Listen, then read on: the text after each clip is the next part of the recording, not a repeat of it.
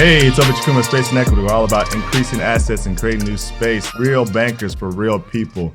Here today with a wonderful guest from Virginia Beach, Newport News, Miss Standice Rumph of Benevolence Family Services. Standice, hey, pleasure to meet you. Same here. I already feel like we got a vibe going on. You come to my house with a suitcase. I know, right? She's got outfit changes and whatnot, messing with my daughter's makeup. I was all in Amara, I'm sorry. Standice was just... I didn't touch anything, I promise. She didn't touch anything, I don't think. No.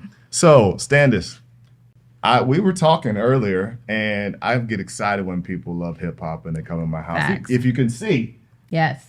We The ain't house of faking. hip-hop. We Yeah. love this. We love this. And then, so you're from Virginia Beach, Newport News. So it makes me think about AI, think about Michael Vick, Yes. think about Teddy Riley, Missy Elliott. Pusha T, Missy Elliott, Pharrell. Yeah, all the greatest. They got some Neptunes, right? Neptunes. Yeah. There's a lot of great Something in the artists. water. Timberland and yeah.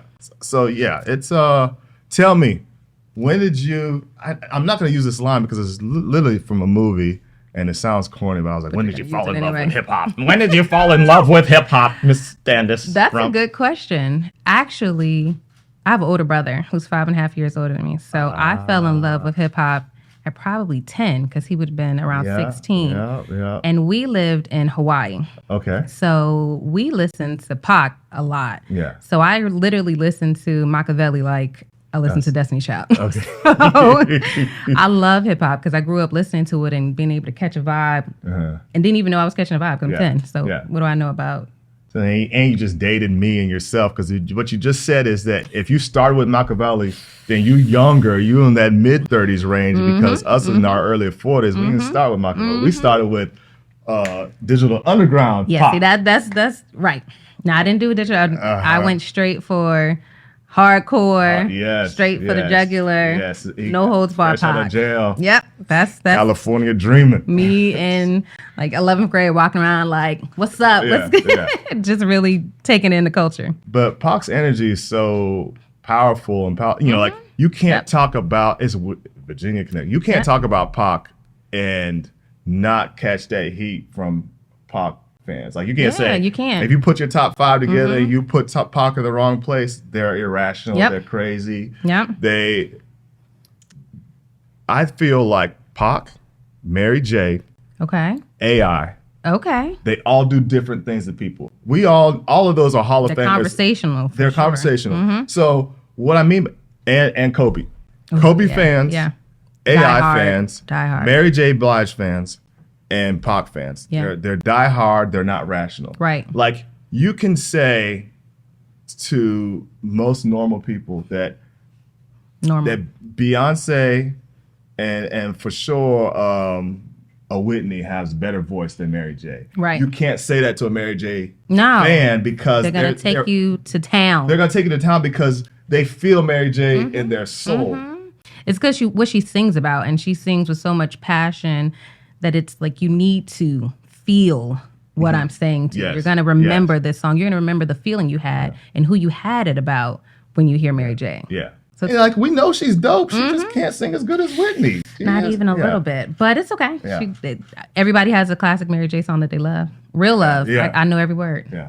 So yeah, I agree. So with you. and then you got the AI fans. Like we know he's a Hall of Famer, but he was a volume point guard. He wasn't really a point guard. He was a basketball player, and maybe he was not as efficient as a basketball player could be. But you can't say that to AI fans. Because we're talking about practice. We're talking about practice. We're talking about not a game, not a practice. Like that's a line that no one, if you're a real AI fan, you felt that. But you felt AI because the way he played every game, there was no like leaving it. Nope. I'm gonna go 50%. He was going. He was 100% every time. He did That's John what we do in Morant 7x7. before John Morant existed Yeah. for 15 years. Seriously. Yeah.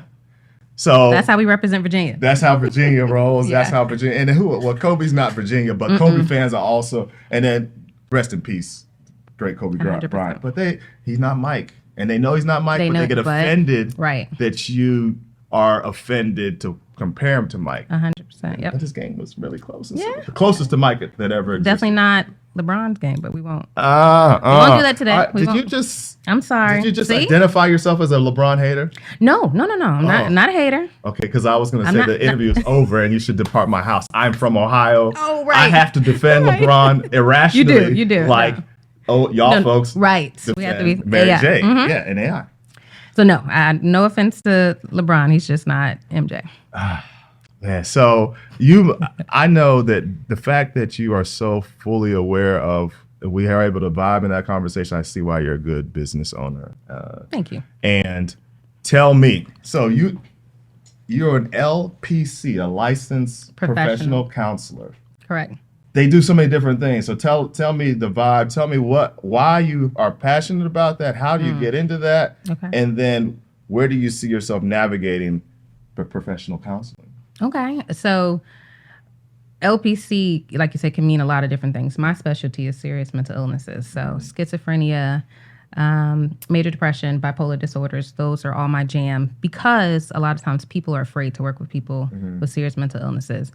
It takes a lot of work, a lot of training, hospitalizations. It's very complex, but I love it because those are the people that need the most advocacy. Yeah. And there needs to be more awareness brought to those serious mental illnesses. So my goal is to really just educate people more about what mental illness really looks like, especially in the black and brown community. And so just teaching people, I also teach other residents, what we call them when you're trying to work towards becoming an LPC, how to be great LPCs and really detect different diagnoses that might be underdiagnosed or overdiagnosed. Yeah. So that tends to be where I gravitate to. We live in a society that we're probably further along than most places around the world, but we're horrible, I would say, is a good term for navigating mental illness and mental health in general. Yep. In this household, I'm not ashamed. We all ride on that anxiety, depression spectrum. So everyone does. We literally, my wife, our 3 kids,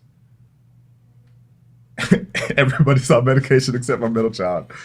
Disclose that. That's beautiful that you would even disclose that. You know what? I don't. Blessings to you all. And I have been in therapy since 2018. My therapist, she's part of my team. Yes. She's literally part of my team. Yes. I'm Nigerian.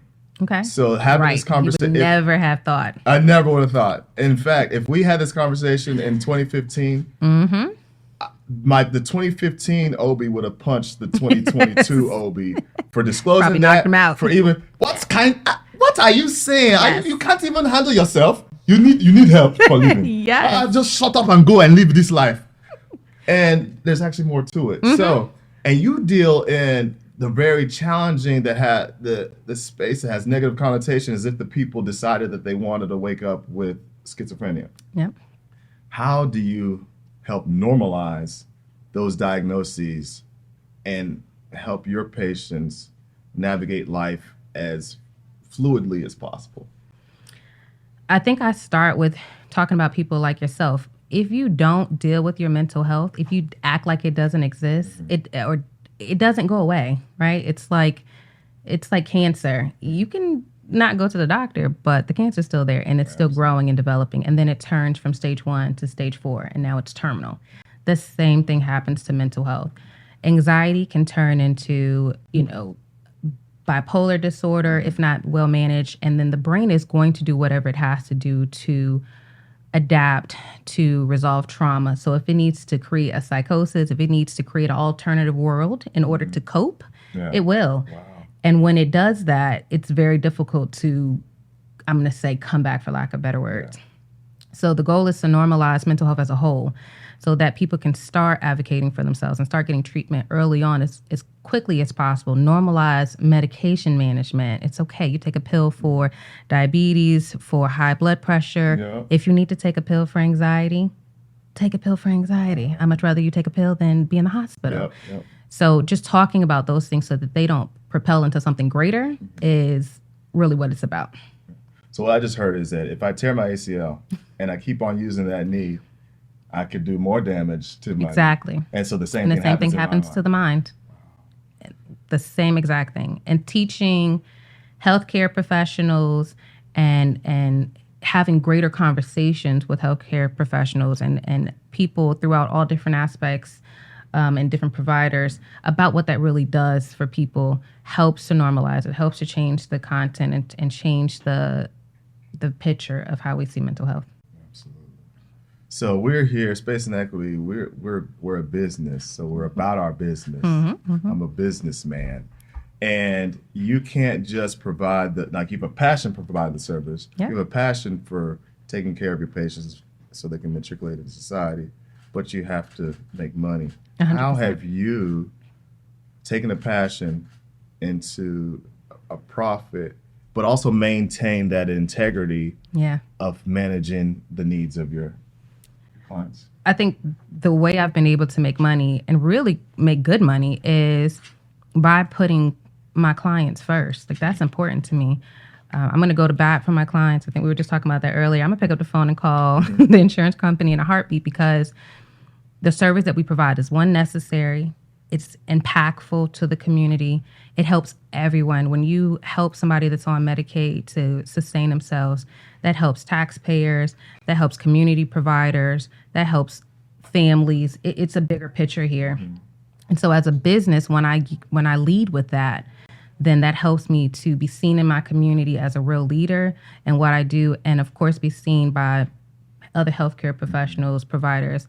And the referrals come. I don't have to go out and knock on any doors and ask for referrals. They're going to come because they know I've been doing this for over 10 years. They know exactly the service that we provide, and we're very consistent in doing so. So when I was doing my research, I was doing my homework on you, I pulled up, you got to go to, Google knows everything. Google and so knows there's everything. a clip from 2014. You were talking about, it was like a hotel service. Tell me about that part of your business and what does that look like today for you?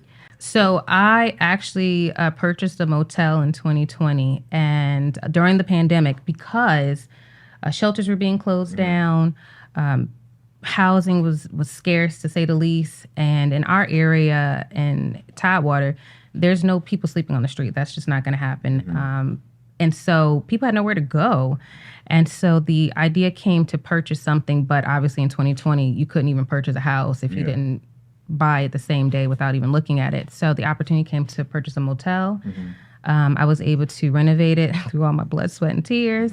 And now we're able to house individuals with serious mental health issues and get them to being stable. And so it really kind of changes the game for me and for the individuals, because now they have respite. They have a moment to just breathe and figure out, a hierarchy of needs means you just food, clothing, shelter. If you don't even have those, how can you be working on your mental health? It's not going to happen. So it gives them time to get stable, to start to focus on their mental health. So it's been a game changer for us as a business, but also impacting the community.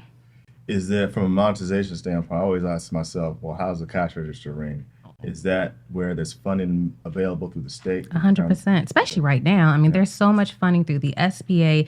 One, it's the actual property. So I have now a tangible product and a service that I can offer. I'm a one-stop shop. Whatever you need, and when it comes to mental health, I can provide. And that's really how, as a businesswoman, I've been able to really corner my community. So it makes great money because one business pays the other business. It's a cycle, and it's a beautiful cycle, and it's all funded by Medicaid, or the government, either way. So it's a great business to get into.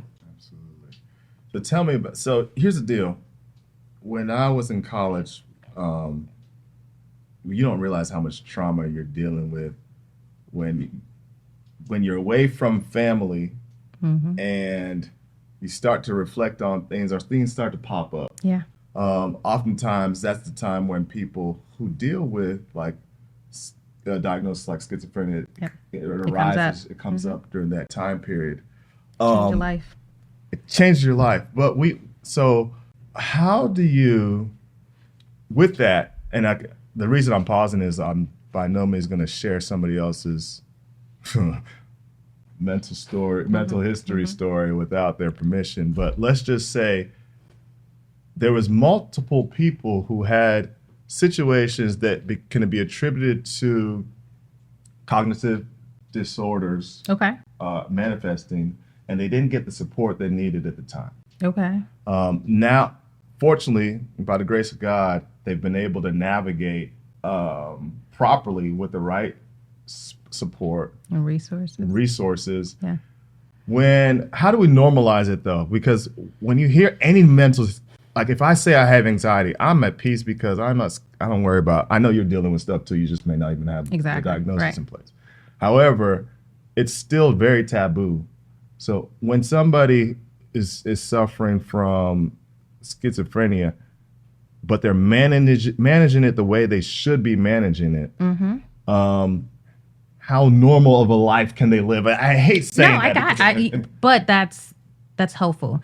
I think the first thing is to change the narrative. So people with mental health issues or diagnosis don't have to suffer, right? They can live vibrantly as long as they are managing it. Like you said, we all have things that we deal with. We all have some form of mental health issues in our life. Most people will suffer from, or I will at least say have experienced depression to a scale. At some point, you will deal with anxiety to a scale. That's part of our survivor skills, right? So your anxiety tells you that something is wrong. Your depression tells you that something needs to be addressed. So normalizing, I say schizophrenia, psychosis, means talking about it, having conversations, being okay with people not being okay at times. That helps people to understand that right now I'm going through something, but it doesn't have to define me. It's a part of me.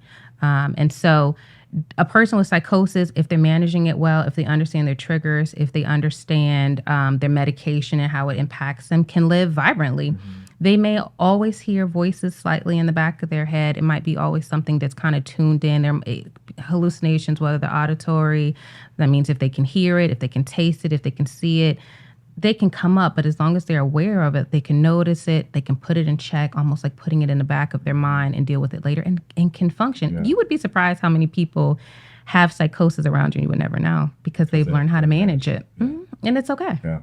I know that, I shouldn't say anecdotally because it's my experience, but knowing my triggers for my anxiety, knowing where I go when I use my cognitive distortions, where I can manage it. Like I can for you, see right? it coming. And say, oh, okay, I need to do this, and this. Exactly.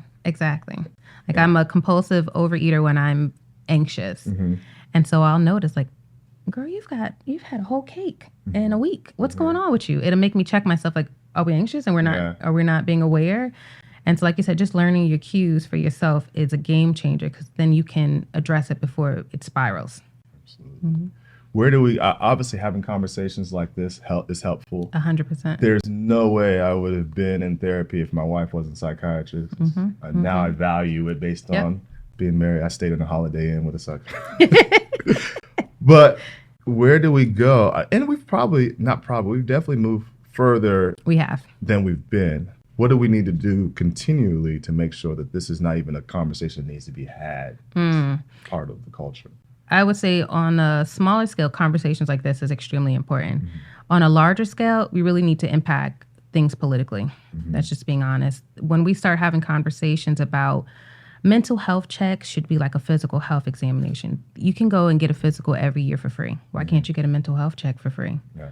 Just being able to have access to things that should be kind of common sense really helps to say, oh, I didn't even realize that I had anxiety, but because I was able to walk into my doctor and didn't have to worry about a copay, didn't have to worry about anything, I can go get that evaluated.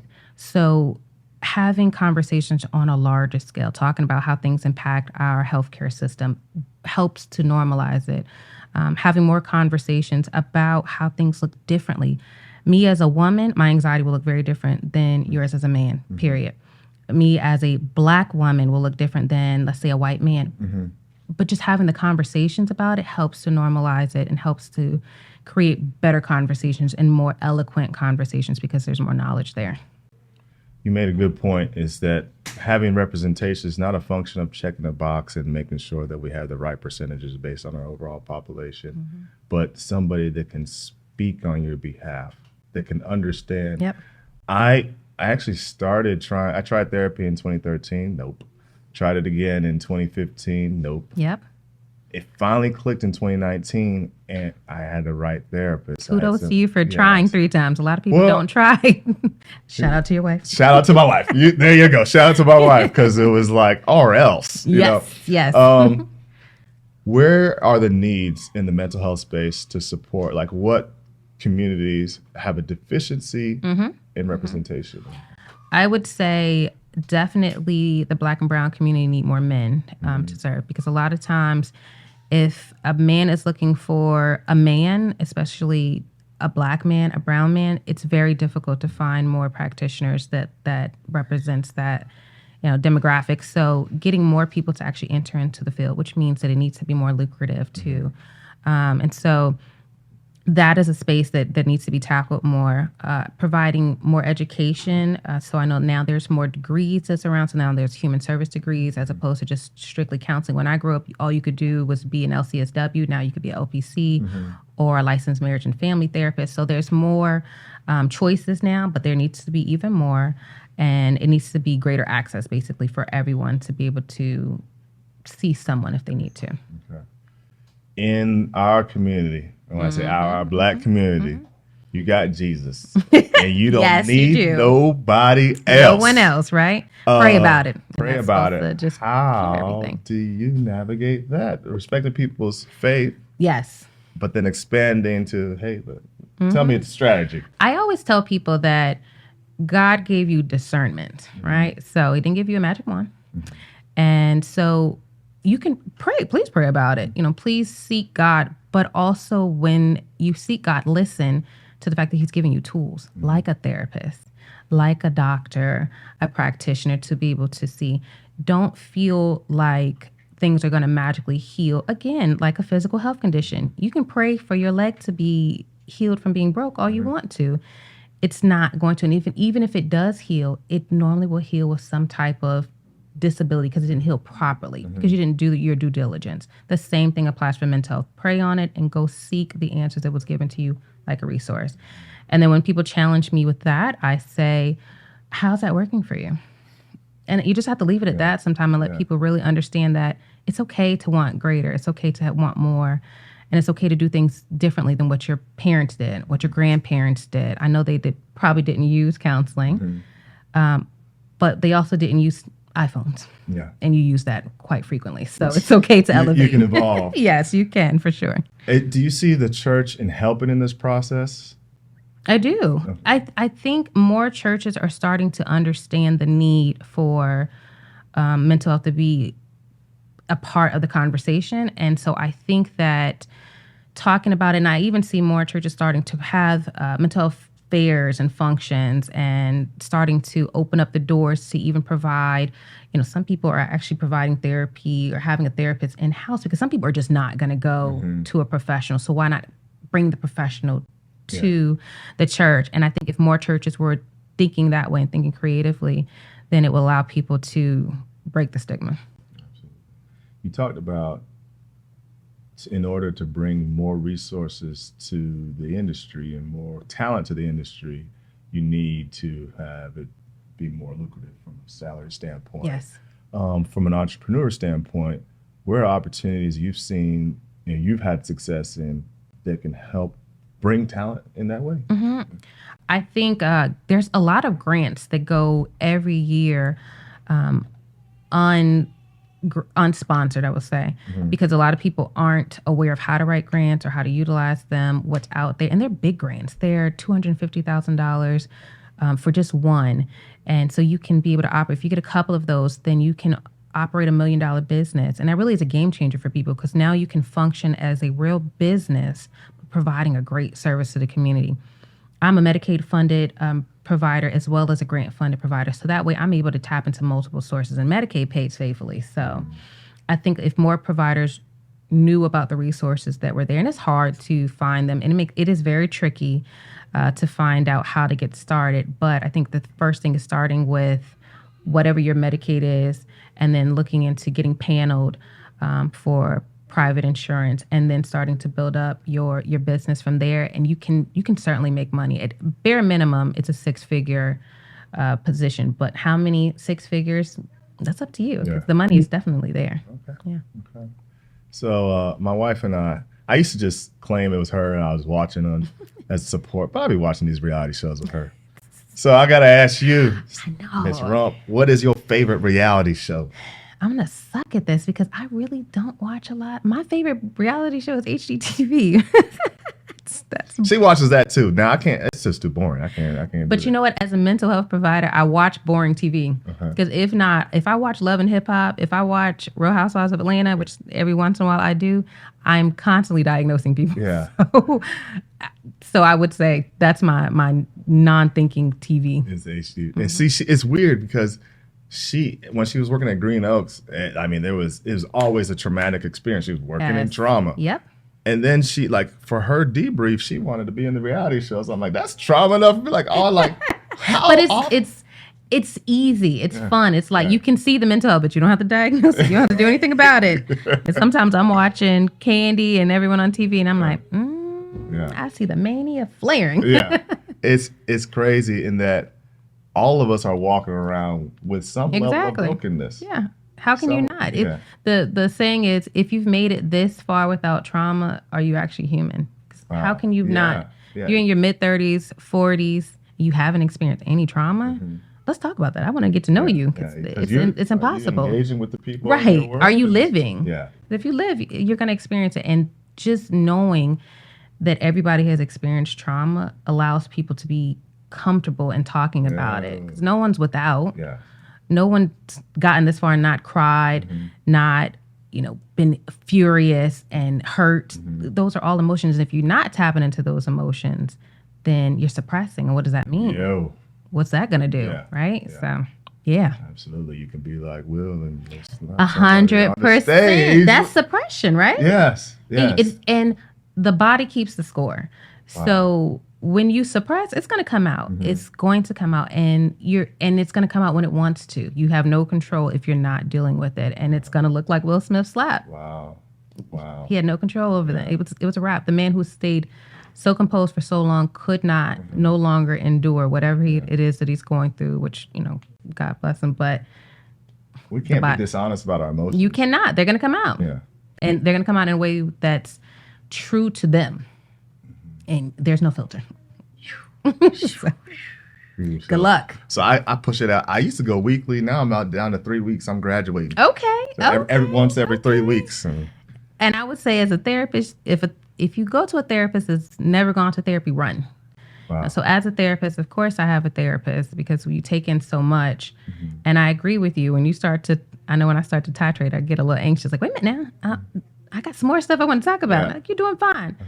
Okay, I'm doing fine. I know I am. I still want to see you, just in case. Yeah, just in case. It's almost like a crutch. What I found, and what I really appreciate with a good therapist, is y'all don't allow us to be a crutch. And this is where I talk about the integrity thing. It'd be easy to say, oh, you still need weekly. Yes, right. You let somebody be like, oh, you don't need me anymore. Yes. And a lot of people think that therapy is a lot of nodding and yes, tell me more about that.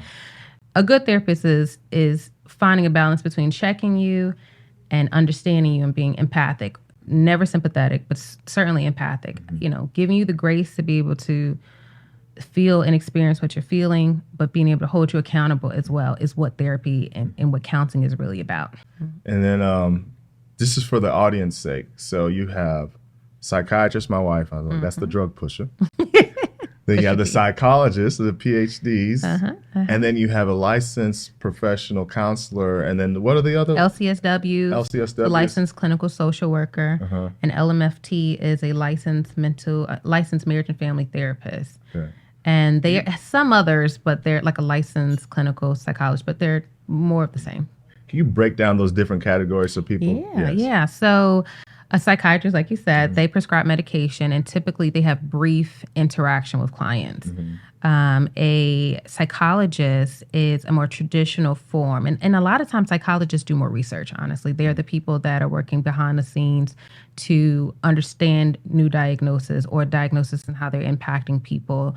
They're looking at how diagnosis impact communities. But sometimes they do provide traditional therapy as well. A licensed professional counselor like myself, we do very traditional therapy typically. We have studied multiple practices and created whatever, like I am a serious mental health professional or a traumatologist. And that's my specialty. An LMFT sounds like what it is. They focus on marriage and family. And then an LCSW typically is working on more of the social work side. So they're looking at what resources, what services can help this person, but they also do some traditional therapy as well. You know, because I'm married to a psychiatrist, I realize like the dynamics that exist within that ecosystem. The social worker is such a critical component of making sure that the patients that are just had a trauma situation have the right resources and are placed in the right location. Tell me about that network and how that can be improved so all the moving parts are talking to one another. The other medical specialties who don't value it have a better understanding of how they can navigate properly with you guys. Tell me about that dynamic. That's a good conversation as a whole. A lot of times in our field, you would think because we're all for working for clients that we all work together. And unfortunately, that's not always the case because we have to see things from a different perspective. But increasing the conversation about the fact that we're all here for the client, for the person, for the human being that's at the center of all this. So a lot of times the psychiatrist is looking at things from a very, very black and white analytical perspective. And that's their job. They're medical. You kind of have to be in order to be medical. Whereas someone like myself is looking at the whole picture, the humanistic side of things. And so it's hard to sometimes bridge that gap because black and white doesn't often function well with vibrant colors. But you need both, right? And so creating conversations where you can say, your black and white functions, we need that. Because we need that client to understand that this is all that they need. This is the medication that's going to work best for them. But as a component, therapy is also necessary, and this is why it's necessary. And I think a lot of times getting the health insurance involved in that, because a lot of times we're put in a system where we have to fight against each other because they're dealing with things from, it looks like a clinical perspective, but it's really a business perspective because it's all about dollars and cents, right? And so me as a professional counselor, I'm looking at things from a humanistic perspective, but I do think that that's where, I'm going to toot my horn and say that's where I'm the game changer. It's because I have a business side and a clinical side. So I really understand that yes, everybody got to make money and it's got to make sense logistically, but this is still a person we're talking about. These are still humans. So how can we find the bridge? How can I reduce the amount of money that we're spending so it doesn't keep costing whomever money, but still provide a quality service? And then I think that's where more conversations can be had from a professional standpoint. Absolutely. Standice, this has been a great interview. We could spend the whole time talking about Mary J, talking about her collaborations. We could spend some time talking about, you know what, Missy? Yes. Mad talented, like like from every aspect, a lyricist, a dancer, a producer, all of that, and just from Tidewater. You can almost from Tidewater take out her career that's Timbaland related, and then her other and it's still, and she still has a whole book catalog, of nothing but hits and quality music that she's been able to put out. How do y'all do it in Virginia? Why has Virginia got that much talent? Because we're underrated. You know, the underdog always has to kind of come up and prove something. So each person has to create a name for themselves. You know, even myself as working in this field, I've had to create a name for myself. As the first Black woman in Newport News to own a motel, I'm underrated, but you'll see me. You'll know me. You'll have to, right? And so that's what we do. That's what's up. So are you going to spend in the real estate game? What are you going to do next with that? I love commercial real estate. Okay. So I think that that's a market, especially right now, that you could really get in. And especially in hotels. I talk about this all the time. There's a lot of privately owned hotels and motels, owners that are looking to get out. You know, they've been doing this for quite some time and they're looking to get out. And so I've really been trying to focus on helping myself and helping others find seller financing commercial properties. It's a great avenue to get in. I'm going to look to acquire another one in the next 6 months at max and then keep building my portfolio up. Okay. I like it. Like-minded. All right. Yes. And we'll end with Pusha T. Tell me about this, like, dope lyricist, 100%. Underrated for sure, 100%. but consistent. What's Pusha T's story from your perspective? Oh. In the game, where does he fit in the rap game as far as most talented, most dynamic? Where's he fit? I think he's one of those that's, you know, that clip that everybody's listening to right now with Lil Wayne, where it's like giving the top 5. Oh no, he said Gucci Mane, Gucci. Shout out. Right. I think like Pusha T could easily be inserted into the conversation because he can hold his own. He can do more than hold his own, but he doesn't ever get the respect. Yeah. I don't know what it is about him, maybe because he, you know, started off in a group, or I'm not really sure, but if you listen to his actual music and if you are a real lyricist, if you really enjoy hip hop, then it's nothing but classics with him for sure. But if you're just here for a bop, then he's probably not going to be your person because he's not here for that. Yeah. He's not here for that, but then he'll do McDonald's. He'll do, you know, that show on HBO, The Real Rich White Family. It's supposed to be like Rupert Murdoch's adaptation of Rupert Murdoch's family. I know what you're talking about. But I don't know the name. Intro music, that's Pusha. Really? Him.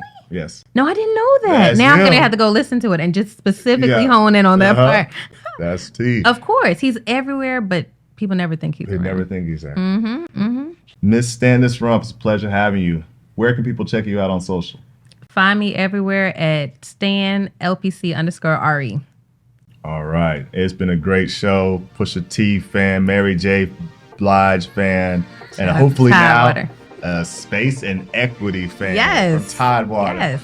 So check us out on Obi_Empower Space Equity Corp on YouTube. Come Correct Podcast. You type in that or type in Chakuma, you'll check us out.